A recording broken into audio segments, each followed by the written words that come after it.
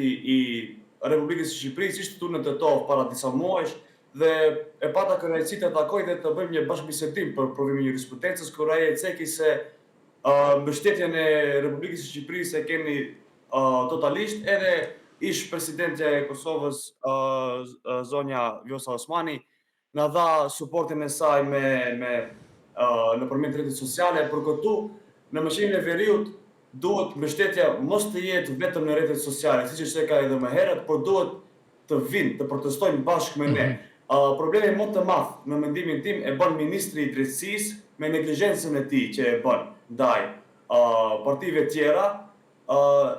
Më shumë unë se mendoj ai po tenton të krijojë një karrierë personale të politikës së anës së tij, që edhe nuk do të jetë ministri i drejtësisë i cili e ka bërë këtë mundësi që të bëhet provimi në gjuhën shqipe.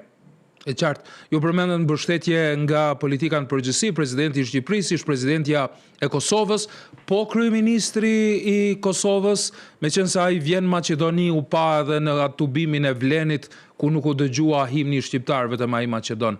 Ju jep mbështetje? Deri tash, kryeministri nuk na ka dhënë asnjë mbështetje se jam unë me dije nëpër rrjete sociale, nëpër kështu institucione, dhe nuk kam edhe shumë komentime, pse ne po tani e presim suportin e të gjithëve politikanëve shqiptar, jo vetëm në Maqedoninë e Veriut. Dhe secili politikan shqiptar duhet ta bëjë me dije se janë në mbështetjen e studentëve. Mirë, pak për studentët dhe ta përmbyllim bisedën, se e di që ju jeni në mes angazhimeve, jeni student dhe keni edhe punë në universitet, edhe tani në përgatitjet për protestën. Kush janë studentët që po ju mbështesin? A janë vetëm të juridikut? Janë apo të gjithë studentët shqiptar në Maqedoninë e Veriut në përgjithësi? Të gjithë studentët shqiptarë në Maqedoninë e Veriut janë duke na mbështetur.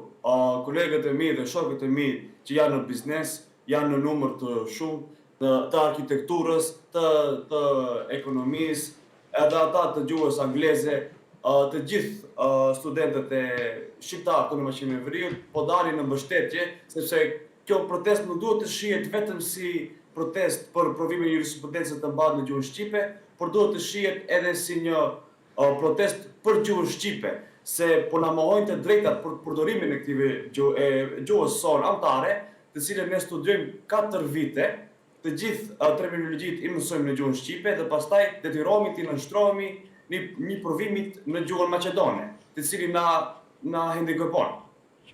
Sigurisht është kërkesë legjitime e studentëve shqiptar të Maqedonisë së Veriut. Arion, nuk dua t'ju marr më tepër kohë, suksese në angazhimet tuaja. Faleminderit shumë që sot ndave këto minuta për ne. Arion Dauti, përfaqësuesi i nismës studentore në lidhje me protestën që zhvillohen sot në orën 16:30 me fillim te ura e Gurit në Shkup. Janë student shqiptar që si Dauti kanë studiuar 4 vjet në gjuhën shqipe, terminologji dhe gjithçka e kanë mësuar në gjuhën shqipe, dhe tani të detyrohen të futen në provim jurisprudence në një gjuhë tjetër, konkretisht në këtë rast në gjuhën maqedonase, thonë se i hendikepon dhe thjesht duan që të respektohet gjuha shqipe, të respektohet gjuha tyre amtare dhe të notohen në provime duke folur dhe shkruar në gjuhën shqipe, në cilën gjuhë edhe kanë mësuar dhe e kuptojnë çfarë mbështetet nga marrëveshjet e ndryshme në Maqedoni të Veriut. Ne këtë temë edhe për pak minuta do ta trajtojmë tutje për studentët që po protestojnë për të drejtën e përdorimit të gjuhës shqipe në jurisprudencë, po jo vetëm në tërësi, ata po thonë. Për politikën shqiptare në Maqedoninë e Veriut, e cila përballet me kritika për mungesë guximi dhe reagimi, për rolin e Vlenit në qeveri, për raportin me kryeministrin Maqedonas, por edhe për heshtjen ndaj këtyre çështjeve që i prekin identitetin kombëtar. A do të mbeten studentët të vetëm në këtë betejë, apo do ta kenë mbështetjen e plotë të shoqërisë, politikës, intelektualëve dhe të gjithëve? Analisti politik nga Maqedonia e Veriut, Sefer Selimi, drejt për drejt në horizontin e mesditës. Tu ngjatjeta zoti Selimi. Përshëndetje. studentët dalin rrugë për herë të dytë për të kërkuar një drejt tyre të garantuar tashmë me ligj. A ka dështu politika shqiptare në Maqedoninë e Veriut që studentët në vend se të ulin e të nxehin karrikët, të dalin në rrugë për të kërkuar të drejta? Në fakt, në pikpamjen time ka dështuar shteti i Maqedonisë në rast të parë duke u munduar që të krijojë arsyetime dhe të krijojë procedura plotësuese që të pamundësojë një drejtë që është garantuar edhe me konstitutë edhe me ligj. Pra kemi dështuar si shoqëri në përgjithësi, pastaj edhe gjithsesi edhe politika shqiptare e cila nuk arrin një të drejtë të fituar dhe të garantuar ta zbatojnë në praktikë. Mirë, po pse?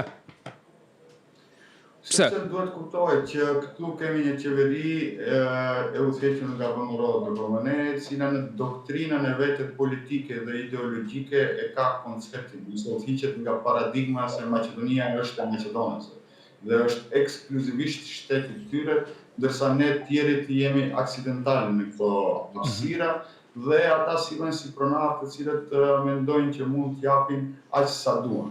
Dhe këtu fillon problemi. Në fakt, ky është thelbi i problemit. Gjithçka tjetër është në funksion të zbatimit të kësaj ideologjie dhe kësaj doktrine politike, e cila shqiptarët nuk don të shihë të barabartë dhe bashkëpronarë të shtetit. Por hisetar janë shqiptarët në qeverisje, apo jo? Ku është zëri i politikës shqiptare në bashkëqeverisje në Maqedoninë e Veriut? Për fakt keq kemi edhe në atë pjesë një stagnim serioz sa i përket artikulimit dhe kërkesave të drejtave shqiptare. Natyrisht që gjithë këto vite ka pasur të drejtat të paplota, të pamjaftueshme, të cilët jemi detyruar të bëjmë kompromise të jashtëzakonshme për të ruajtur frustrimin dhe kompleksin e një pjesë të bashkëqytetarëve të Maqedonisë që të drejtat e shqiptarëve i kanë parë si rrezik për shtetin. Ndërkaq që tani këto që aktualisht janë përzgjedhur nga kryeministri Mickoski për përfaqësuar shqiptarët, po bëjnë kthim prapa. Në vend që të ruajnë këto dhe të avancojnë këta të drejta, këto përballen me një në fakt po lejojnë që edhe këto të drejtat të paplota dhe të pamjaftueshme të zhbëhen. Herë duke instrumentalizuar gjykatën kushtetuese, herë duke u goditur drejt për drejt nga ministra Maqedonas, siç është rasti i zotit Pilkov, i cili refuzon me kokëpërtësi që të zbatojë ligjin dhe kushtetutën, herë duke përdorur qeverinë dhe ministri tjera të udhëhequra nga partnerët e tyre të koalicionit, siç ishte rasti i fshirjes së diasporës shqiptare, diasporës në përgjithësi, po që u goditën me tepërmi shqiptarë, herë duke bërë manovra të ndryshme të krijimit të aleancave që në fakt janë kundërshtim të plot në orientimin e shqiptarëve në raport me politikën e jashtme, siç ishte aleanca strategjike me Orbanin e Hungarisë, e cila për fat të mirë me zgjidhjen e tij tani po bie. Pra, burimi është tek paradigma, tek thelbi i ideologjisë dhe doktrinës politike të vëmërorë të komunistë që Maqedoninë shef si shtet ekskluziv. E qartë, e the këtu, por unë po insistoj të shqiptarët se në qeveri janë, edhe nuk mund të dikur që të thotë se përfaqëson shqiptarët në qeveri dhe që realisht merr vota prej tyre të heshtë, të mos përcaktohet, të mos flas, të mos marr vendime, apo jo. Ja dua të përmend edhe një çështje tjetër. Kryeministri Kurti mori pjesë në këtë kongresin e Vlenit, atje nuk u dëgjua himni kombëtar shqiptar.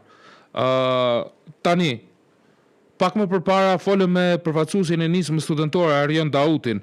Tha se kanë marrë mbështetje nga presidenti i Shqipërisë, nga ish-presidenti i Kosovës Vjosa Osmani, por nuk e përmendi zotin Kurti.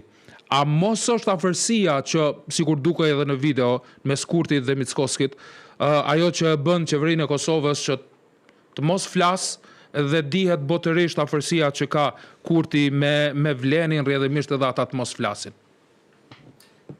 Fatkeqësisht më duhet të konkludoj që qeveria e Kosovës, e udhëhequr nga zoti Kurti, ka qenë më tepër destruktive në raport me gjithë këtë proces që ndodh, ose them më mirë, i ka dhënë një dorë ndihme qoftë Vlenit, qoftë VMRO-s për ta vazhduar këtë qeverisje me këtë mentalitet dhe me këtë sjellje, sesa ka qëndruar në krah të shqiptarëve.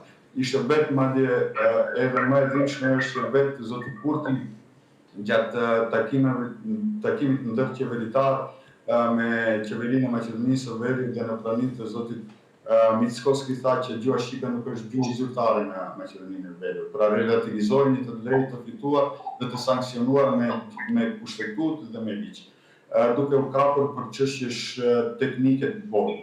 Por në fakt zoti Kurti ka luajtur edhe një rol tjetër në raport me Maqedoninë e Veriut, duke u bërë mbulesa morale, ose duke u dhënë një mbështetje morale Vlenit si koalicion fillimisht, kur edhe si humbës u futën në qeverinë e Maqedonisë. Madje edhe më e dhimbshme është sepse vetë përfaqësuesit e Vlenit zgjodhen të mos presin verdiktin e votuesve shqiptarë për të futur një negociata me Mickoskën dhe VMRO të KMN, por një javë para zgjedhjeve ata lidhen marrëveshje për të bërë pjesë e qeverisë, me çka pozicioni i tyre negociues u dobësua, dhe në fakt po e shohim të gjithë pasojën e atij veprimi politik ku ata u përfshin pa pasur një marrëveshje të qartë dhe pa pasur kërkesa dhe pa pasur pozicione negociuese të cilët do të siguronin drejtat kolektive shqiptare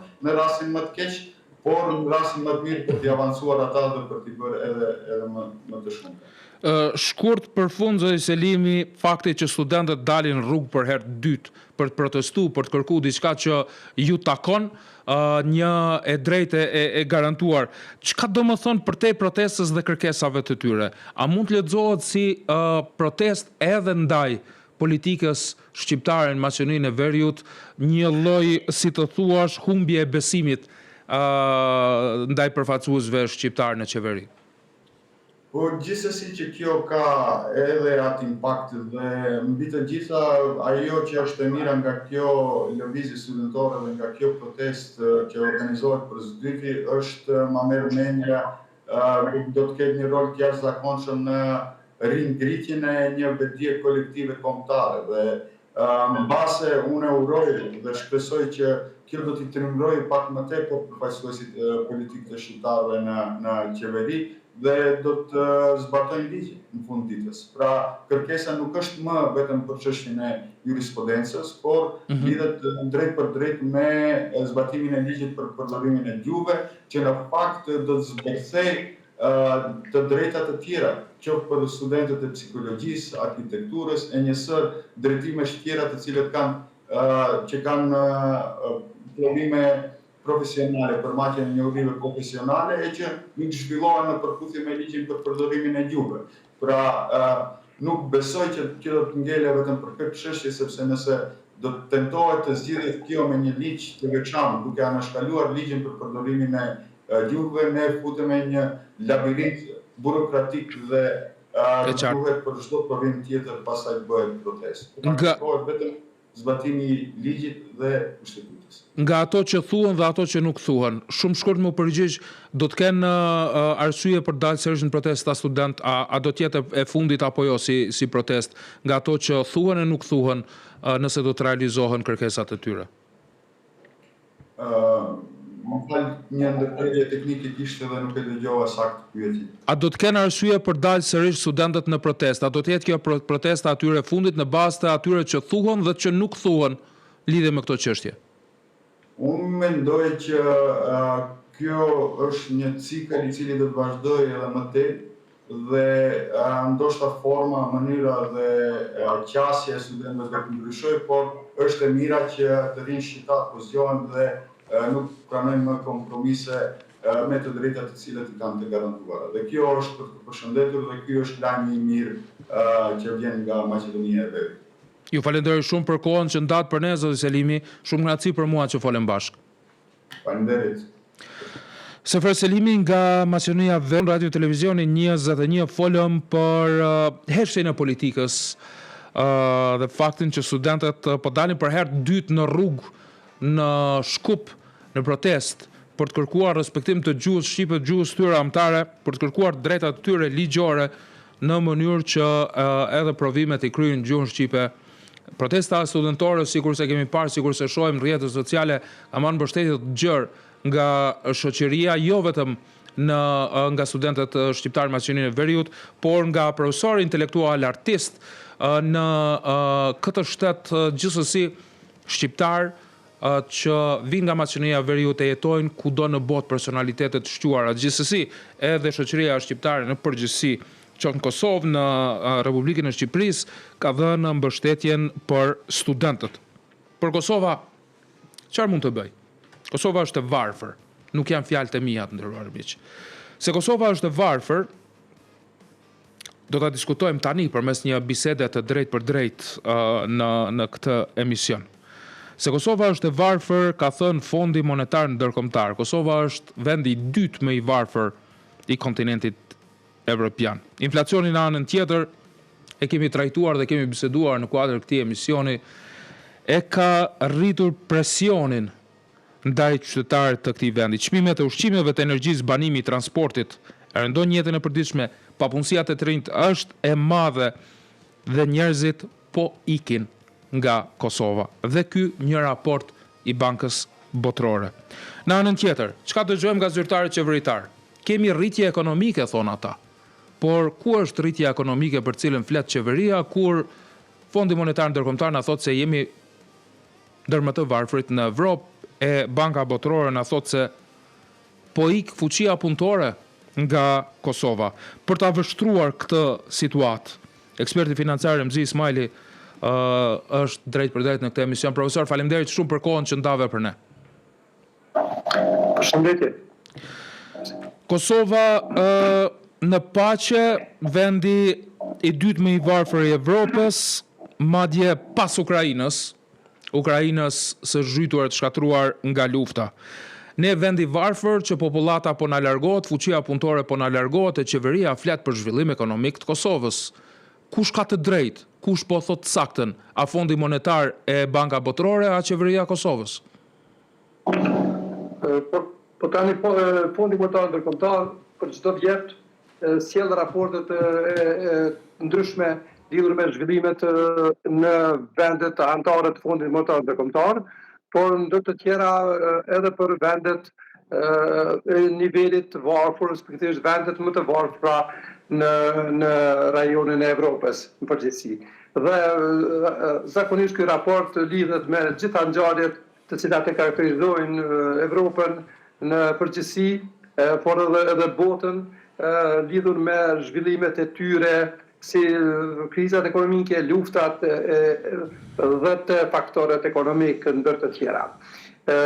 Fondi Monetar Ndërkombëtar në raportin e fundit normalisht e ka nditur Kosovën ndër vendet më të varfra, apo thjesht vetëm Moldavia është vendi i cili është listuar në vendin e fundit, përderisa Kosova është e parafundit apo e dyta themi ndër vendet më të varfra. Dhe kjo është rezultat i shumë faktorëve ekonomik që Fondi Monetar Ndërkombëtar i merr. Mirë po mbi gjitha është mirëqenia e qytetarëve, ajo që merret si faktor se sa qytetarët, respektivisht Kosova, është e varfër apo nuk është e varfër. Bile një konstatim i ri i Fondit Monetar Ndërkombëtar lidhur me nivelin e varfërisë e potencon se tani me rritja ekonomike apo GDP-ja nuk është gjithmonë faktori kryesor i cili e përcakton nivelin e varfërisë. Tani, qeveria po flet për rritje ekonomike, profesor, por qytetarët po ndihen çdo ditë më të varfër dhe ja vinë edhe raporte ndërkombëtare që na vërtetojnë këtë gjë. Ku qëndron e vërteta? Për arsye se faktorët të cilët e përcaktojnë nivelin e varfërisë në një vend, nuk është vetëm të ardhat kombëtare për kohë banori, Në këtë rast, Kosova i ka $20,400 për kokë banore nivel vendi. Mirë po e karakterizojnë edhe disa elemente tjera që janë përfshirë, respektivisht niveli i financimit apo përfshirja e popullatës në arsim, në shëndetësi, pastaj edhe në elementet tjera në ushqim e tjera. Sipas kësaj karakteristike, domethënë, elementi i varfërisë është edhe sa fëmijët marrin përqindje, respektivisht sa marrin financa për arsimimin e tyre. Apo sa janë ato nivelet të dëmtuara, të nivelit fëmijëve të angazhuar në arsim.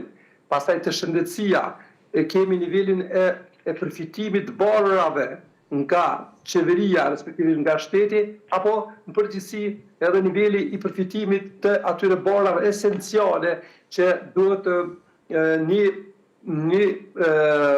banor i Kosovës, resident, që t'i merr edhe këtu motet domethënë niveli i varfërisë dhe jo vetëm pastaj edhe me nivelin e ushqyeshmërisë, respektivisht se sa njerëzit si ushqehen njerëzit, domethënë dhe këtu ne gjithnjë më shumë e dim se një prej faktorëve që e ka karakterizuar edhe ushqimet edhe në sati të vogla, por edhe ushqimet jo të shëndetshme apo ushqimet e mangëta apo të dobta e karakterizojnë po ashtu nivelin e varfërisë së vendit, sepse kur e shqyrtojmë ne hartën e varfërisë në botë, atje shihet automatikisht se ngjyra jonë është parafërsisht me ngjyrën e Afrikës apo vendeve afrikane atje, të cilat ushqehen dobët apo thjesht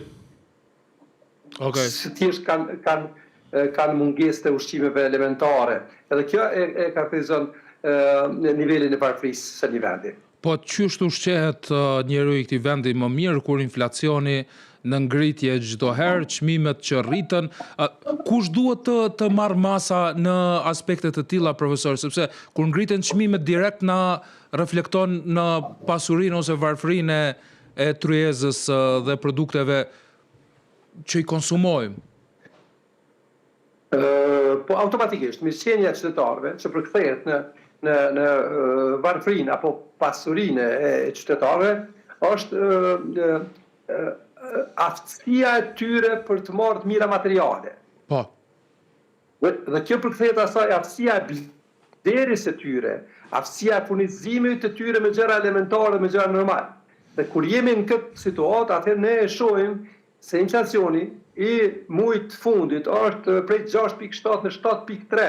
Domethënë gati 1% inflacion për një muaj ditë, po kupton. Dhe një inflacion prej gati 5.5% krahasim me vitin e kaluar apo periudhën e vitit kaluar. Domethënë një rritje enorme dhe rritja enorme ka bërë kryesisht në faktorët në modrat elementare, siç janë energjia, derivatet e naftës dhe pastaj përkthyera automatikisht në çmimet e artikulleve ushqimor të konsumit përditshëm. Dhe kjo normalisht se e ngrit nivelin e varfërisë së qytetarëve, respektivisht nivelin e mirëqenies së qytetarëve. Kjo absolutikisht është e lidhur dhe themi përgjithës kryesor për këtë, nuk mund të jetë dikush tjetër përveç qeverisë. Sepse qeveria është ajo e cila ka në dorë dhe mund të ndikojë me masat e veta në përmirësimin e këtyre faktorëve. Edhe duke përkthyer pastaj edhe nivelin e varfërisë, sepse masat cilat do duhet t'i merr qeveria, këtë konstelacion nuk është vetëm mjallon nga 50 euro apo 100 euro. Thjesht mirë po me ngrit bazën themelore që qytetarët kenë për çdo muaj apo në baza ditore të kenë furnizimet e tyre të mjaftueshme të nevojshme, si me ushqime të bazë, po ashtu edhe me barna, po edhe me elemente tjera në arsim, shëndetësi e tjera. Një për elementeve që ka potencu Fondi Monetar Ndërkombëtar në raportin e vet, për të tjera është për nivelin e varfërisë është edhe paparazia apo shpërndarja jo proporcionale e themi kështu GDP-s apo të ardha kombëtare për kohë banori. për arsye se gjithnjë më shumë po krijohen jazin mes shtresave të larta dhe shtresave të varfra. Ne jemi dëshmitar të harxhimeve, të shpenzimeve të përditshme që i bojnë qytetarët e Kosovës. Dhe realisht ne kemi një pjesë të popullasë i cili harxhon shumë. Madje harxhojnë edhe në për vikende, harxhojnë edhe në për pika turistike, atje adreson një pjesë tjetër, e cila është mjaft e bobek, themi kështu, edhe me të ardha tulta ata thjesht po përballen me vështirësi të mëdha dhe me gjendje vërtet të vështirësuar të jetës së tyre. Janë çështje që ju përmendet, thatë që qeveria i ka në dorë gjitha për t'i rregullu. Janë çështje që do të mund t'i rregullonin sepse kemi dëgjuar eksponent politik dhe qeveritar që kanë thënë se kriza është globale, nuk është krizë vetëm në Kosovë, por ja tani kur dalim shteti i dytë më i varfër në Evropë. Çka kanë bërë ndryshe Shqipëria, Malizi, Maqedonia, Serbia, s'po krahasohemi me Gjermani e Francë. Çfarë ka bërë ndryshe këto shtete të rajonit tonë që kanë dalë shumë më mirë se ne? Po sigurisht se kanë ndërmarrë masa, vetë qeveria ka ndërmarrë masa. Fillimisht kriza ta quaj edhe energjetike, sepse edhe furnizimi me derivatet naftës është në një formë energjetike. Pikërisht aty të gjitha shtetet përreth, por shtetet e rajonit kanë ndërmarrë masa për mbrojtjen e çmimeve të naftës dhe derivateve të saj, përderisa Kosova nuk ka ndërmarrë, apo qeveria e Kosovës nuk ka ndërmarrë asnjë masë substanciale, përveç atyre çmimeve tavan apo kurzimin e çmimeve që ato i bën edhe biznesi vet, sepse biznesi nuk do të mund punonte me humbje, apo thjesht edhe me fitime maksimale për shkak të konkurrencës. Kështu që masat e ndërmarrjes për uljen e taksave, e që janë tatimi vlerës shtuar, norma akcizës e tjera që kanë bë vendet në rajon, qeveria e Kosovës nuk i ka bë. Kjo kishte me qenë masa elementare për zbutjen e inflacionit, respektivisht të çmimeve, të ngritjes së çmimeve zinxhir që janë bë si rezultat të ngritjes së çmimit të naftës. Prandaj këtë konspiracion, prandaj edhe masat të tjera kanë ndërmarrë vendet të tjera duke i mbrojtur me çdo kusht çmimet e konsumit të përditshëm, respektivisht të mallrave të konsumit të shpurtës të konsumatorit. Tani profesor, kam mbledh disa të dhëna se në New York, për shembull, një familje 3-4 anëtarësh e ka lënë muajin me furnizim me ushqim me $400-500. I shkojnë kaq edhe një familje në Prishtinë ose në Kosovë përgjithësi, më shumë a më pak. Edhe një herë lutem se nuk e dëgjova mirë. Ka marrë informacione që në New York, për shembull, një familje 3-4 anëtarësh e ka lënë muajin mirë me furnizim të mirë ushqimor me $400-500 në muaj. Shpenzon po kaq edhe në Kosovë një familje 3-4 anëtarësh €400-500 në muaj për furnizime me ushqim?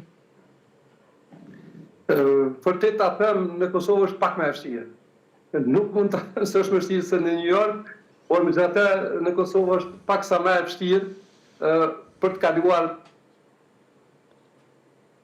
Po presim që të rikthehemi me linjën.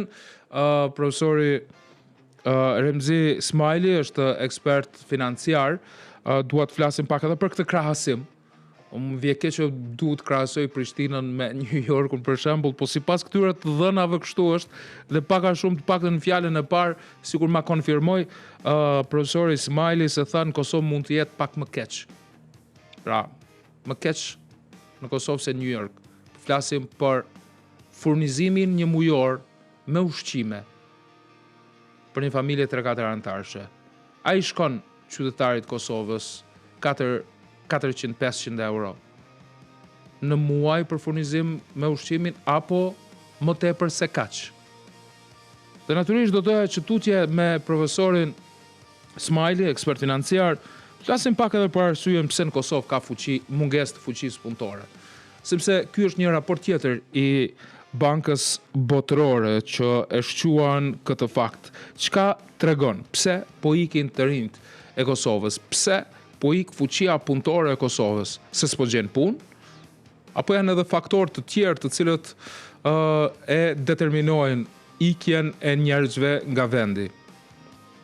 Siguria e jetës, mirëqenia më e madhe në vendet e Bashkimit Evropian, dhe nëse vazhdon ky trend, çfarë pritet? A do të votojnë çdo herë më tepër qytetarët e Kosovës për zgjedhjet në Kosovë me post nga diaspora?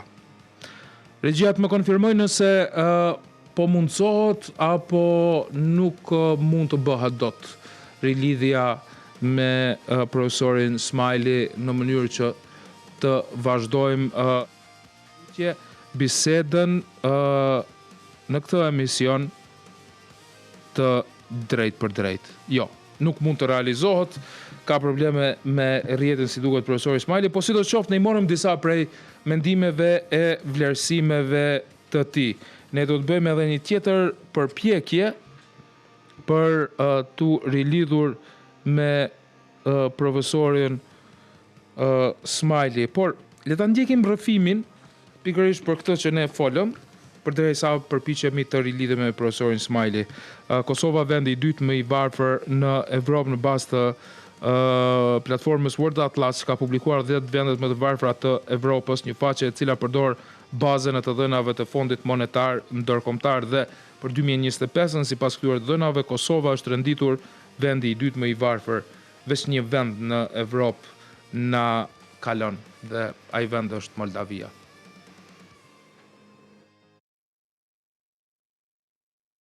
Matjet nga platforma World Atlas janë bërë sipas barazisë së fuqisë blerëse, ndërsa në përshkrimin për Kosovën thuhet që ka ekonomi të vogël dhe të orientuar kryesisht nga sektori i shërbimeve, ku ndërtimtaria, tregtia dhe remitencat përbëjnë pjesën më të madhe të aktivitetit ekonomik. Remitencat nga diaspora kosovare janë të përqendruara kryesisht në Gjermani, në Zvicër dhe në Austri, e që arrin rreth 15% të bruto produktit vendor, një nga nivelet më të larta në botë. Rritja reale ekonomike ka qenë mesatërisht rreth 4% gjatë 5 vjetëve të fundit, por papunësia e të rinjve mbetet afro 30%, ndërsa 1/3 e të rinjve nuk janë as në punë, as në arsim apo trajnim.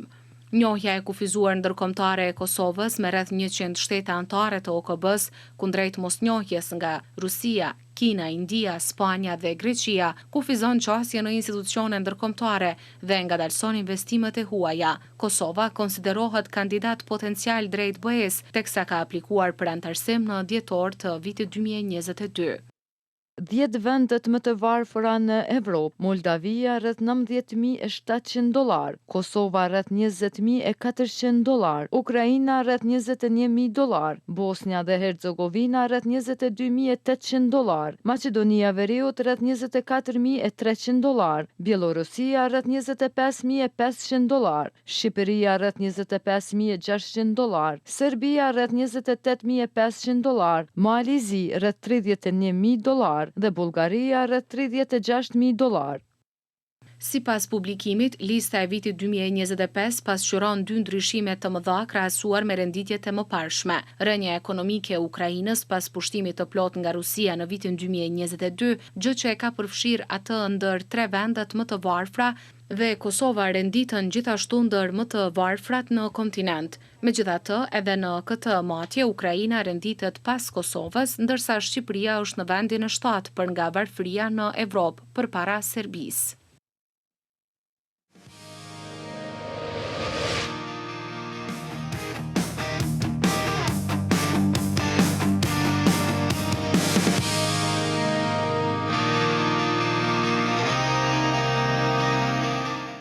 Në horizontin e mesditës në radio televizionin një sënjet ndërruar shikues, vijoj me temat tjera për të rrëfyer të tjera ngjarje zhvillime në vend.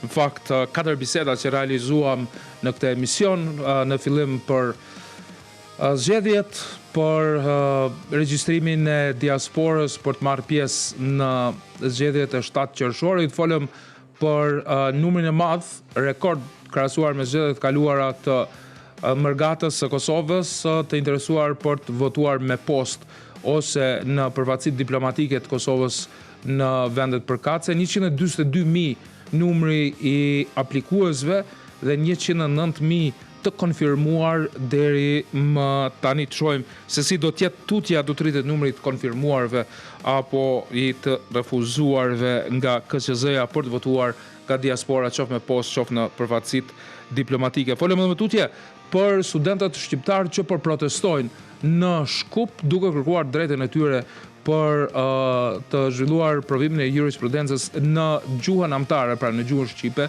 e jo sikurse po ju kushtozohet në maqedonisht për mbështetjen ose jo nga politika shqiptare, jo vetëm në Maqedoninë e Veriut, por edhe nga shtetet tjera përreth, nga Kosova dhe Shqipëria konkretisht. Dhe për këtë folëm edhe me përfaqësuesin e studentëve që protestojnë, edhe me një analist politik që na dha vështrimet në lidhje me zhvillimet në politikën e Maqedonisë së Veriut, qoftë nga ana e etnisë maqedonase ashtu edhe të etnisë shqiptare në bashkëqeverisje dhe së fundmi për ekonominë, për faktin se Kosova na del edhe zyrtarisht është të jetë një nga dy shtetet më të varfra të Evropës. I gjithë Ballkani, gjitha shtetet që i kemi përreth, Shqipëri, Malizi, Maqedoni, Serbi e tjera janë para nesh, i kanë punë më mirë. Vetëm Moldavia i ka punë më keq se Kosova. Madje edhe Ukraina në mes të luftës qëndron më mirë se sa Kosova, duke qenë se ne jemi vend më i varfër. Dhe për këtë temë biseduam me ekspertin financiar Remzi Ismaili, pra ca na lejuan kushtet teknike për të zhvilluar bisedën, por le të kthehemi në një çështje që ndoshta mund të jetë pak për të mirë. Rrugët e Prishtinës kanë ritëm, autobuset i shohim ata të verdhët që lëvizin pa ndalur mes lagjeve dhe qendrës kryeqytetit. Çdo ditë punën herët ndër koleg burra e nisin edhe gratë. Rrëfimi është për një prej tyre, një grua që është bërë fytyrë e njohur për udhëtarët me trafikun urban në Prishtinë. Me uniformë të saj, buzëqeshje të qetë, komunikim të afërt, Naile Grainca është kthyer një simbol të përkushtimit në transportin urban të kryeqytetit. Dhe rrëfimin për të na sjell gazetari Antigona Buqani. Puna e një kondukteres Naile Grainca në trafikun urban të Prishtinës nuk është gjithmonë e lehtë. Ka ditë me tollovi, me trafik të rënduar dhe me lodhje të mëdha. Por ajo thot se komunikimi me njerëzit ja bën profesionin më të veçantë. Në autobus takon çdo ditë histori të ndryshme, punëtor që nxitojnë drejt punës, student me libra në duar dhe turistë që zbulojnë Prishtinën për herë të parë. Gjithmonë je shumë pozitive me udhëtar, të shoh shpesh në këtë linjë. Na trego si është dita sot për ju? Për mua çdo ditë janë të njëjta, janë shumë të veçanta, me kënaqësi e bëj këtë punë, edhe mbaroj ditën me shumë kënaqësi. Si është të bësh këtë punë femër, me qenë se ne nuk kemi mësuar me pa konduktere në Kosovë femër? Për mua është një ndirë dhe një privilegj që jam pjesë e trafikut urban si konduktere. A është gjithmonë kaq e lodhshme me trafik? Po zdi, kur unë punoj me zemër, s'm duket e laç. Që sa ku punon si konduktere? Që një vit, me dy qershoj, bëj një vit në trafik urban. A je Prishtinës apo je... Jam nga Ferizaj, po jetoj në Prishtinë. Do me thënë vjen edhe e mban familjen me qëtër. Po. A të pëlqen puna me njerëz? Çka të ka shtypur po konduktere? Unë i du njerëzit, i du çdo krijesë Zotit, prandaj dhe kam planu të jem një konduktere që të kam komunikim sa më shumë me njerëzit, të jep dashuri, të jep fjalë të mira, të jep pozitivitet. Në një profesion ku dikur dominonin burrat, prezenca e grave po bëhet gjithnjë më e dukshme edhe në transportin publik. Kondukterja Grainca është shembull i këtij ndryshimi, duke treguar se përgjegjësia, durimi dhe profesionalizimi nuk kanë gjini. Derisa autobusi vazhdon rrugën nëpër lagjet e qytetit, ajo vazhdon punën me të njëjtin ritëm dhe energji, duke qenë një pjesë e rëndësishme e përditshmërisë urbane të Prishtinës. Cila është linja ma e qetë ose ma e vështirë që të vjen? Linja ma e qetë është një oja për aeroport, po mbase e bëj këtë punë me kënaqësi, për mua janë të gjitha të mira, të gjitha linjat. Po a punon çdo ditë apo me ndrime? Punojnë një javë para dite, një javë mbas dite. Po atë kam vetë diçka që kemi na tregu neve diçka interesant sa e kanë kondukterë ose sa i e kondukterë të punën? Ka shumë gjëra të mira që kam e tregu. Na tregoni. Është për shembull kohën e ju ndihmoj pleqve me shumë krenari dhe një ditë një grua e moshuar ishte shumë keq me shëndetin dhe mua për fat mirë mu gjatë një shishe me ujë, edhe ajo pa shishen me ujë edhe ajo ndi mirë nga ajo shishe. Dhe me thonë, me një pak mundet njëri me bo shumë. Po në një moment ma të cikletshëm, a ke pas? Jo, që me thonë diçka me theksu, jo. Po femrat si të presin ty? Shumë mirë, çdo ditë kam marrë komplimente nga të gjitha gjinijat, faleminderit, i falenderoj të gjithë. Edhe çka e ke një mesazh për të gjitha femrat tjera? Që me punë arrisin gjithçka dhe me një zemër të mirë, me një shpirt të mirë. Qytetarët thonë se me praninë e kondukterëve gra në autobus urban ndihen më të lirë dhe me rehat. Sipas tyre kjo ka sjellë një atmosferë më të qetë dhe më të këndshme në transportin publik. Po sigurisht është ma lehtë, është edhe komunikimi, edhe qasja, edhe femër është pak ma lehtë, me u marrë vesh, me u kuptu, unë mendoj që është ma lehtë. A mendon që duhet femnat ma shumë u kyç në këto profesione? Po, sigurisht që po, është të profesion që mundet edhe femra me u kyç edhe me zhvillu këtë profesion. Po më mirë me pas ma shumë, se njëjtë. Kohëve të fundit në Prishtinë është vërejtur një rritje grave konduktere në autobuset e trafikut urban në kryeqytet. Ato po bëhen gjithnjë e më të pranishme në këtë profesion, duke treguar përkushtim në shërbim të udhëtarëve dhe duke sjellë frymë të re në transportin publik.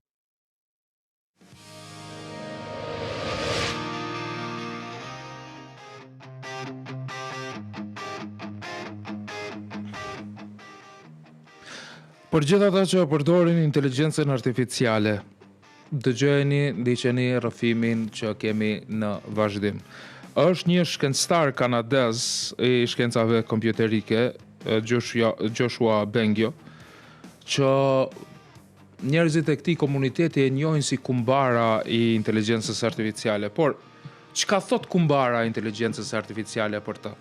Thot se inteligjenca artificiale paraqet rrezik për botën, gjithnjë e më shumë. Në një intervistë për Wall Street Journal i ka dhënë sqarimet e tij, arsyet se pse duhet ta kuptojmë edhe ne të tjerë të gjithë se cili është rreziku nga kjo arritje e teknologjisë. Move beyond denial and helplessness and engage in building. Joshua Bengio, i cili ndryshe njihet edhe si nuni i inteligjencës artificiale, ka sugjeruar se gara e madhe e teknologjisë së inteligjencës artificiale për epërsitë mund të shpijë njerëzit shpejt në rrugën e zhdukjes. Democracy, geopolitical stability, and even the future of humanity. Bengio, i cili është profesor në Universitetin Montreal në Kanada, bëri emër në botë duke edukuar botën për kërcënimet që paraqet inteligjenca artificiale. Ai mori emrin nun i inteligjencës artificiale pasi që fitoi çmimin Turing për informatik në vitin 2018. Ky çmim krahasohet me çmimin Nobel.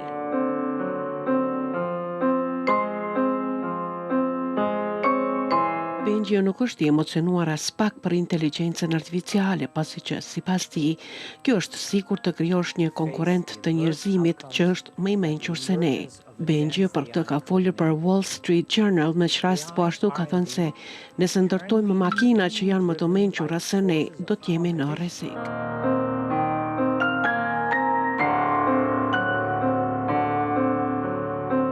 Bengio ka thënë se nga eksperimentet e fundit kanë parë se në disa rrethana ku inteligjenca artificiale nuk kishte zgjidhje për mbijetesë lidhur me qëllimet që i ishin dhënë, pra nëse i duhej të zgjedhte në mes të mbijetimit të tij apo vdekjes së njeriut, inteligjenca artificiale ka zgjedhur vdekjen e njeriut, e këtë vetëm për të arritur synimet e saj.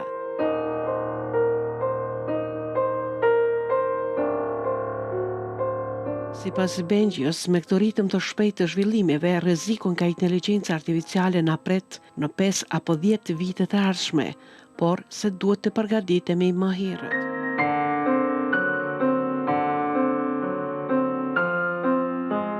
Kur është fjala për ngjarjet katastrofike, siç është zhdukja apo dhe ngjarje të tjera, siç është shkatrimi i demokracisë sonë, inteligjenca artificiale është aq e keqe saqë nëse do të jetë vërtet edhe vetëm 1% nga kjo që thuhet, nuk duhet të pranojmë asnjëse.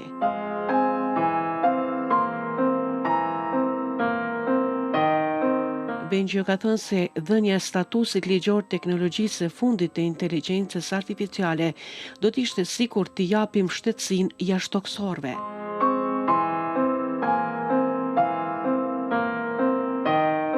Ashtu, kërkimi njerëzve që inteligjenca artificiale të ketë të drejta të veta do t'ishte shumë gabim i madh, ka thënë ai.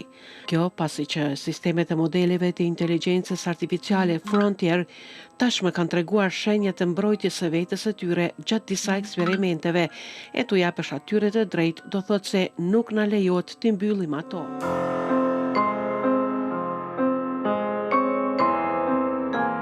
Lidhur me këtë, sipas një sondazhi të Science Institute në SBA, që përbën një grup përkrahësish amerikan të drejtave morale për qenjet e ndjeshme, del se afro 4 në 10 amerikan të rritur përkrahin të drejta ligjore për inteligjencë artificiale, siç quhen të ndjeshme. Executing cyber attacks and large-scale disinformation and persuasion campaigns. Për ta sqaruar këtë më shumë, kjo do thotë kur forma teorike e inteligjencës artificiale ka vedi dhe aftësinë për të përjetuar ndjenjat apo perceptimet subjektive. Për dallim nga sistemet të tanishme të inteligjencës artificiale që mbështeten në shembujt parashikues me fjalë apo analiza të fjalëve, inteligjenca artificiale ndjeshme ka jetën e saj, botën e saj, aftësinë e të kuptuarit vërtet dhe ndjenjen e identitetit.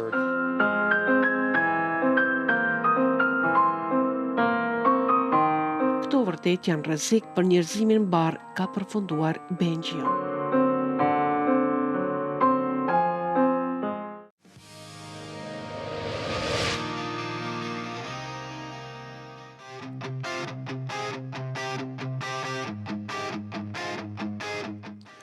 Parim të minuti i fundit i këtij emisioni të drejt për drejt këtu në RTV 21, horizonti i mesditës, në mënyrë që më pas ju lëm në shoqërim të skemës programore të radio televizionit 21 për këtë pasdite të së-hënës.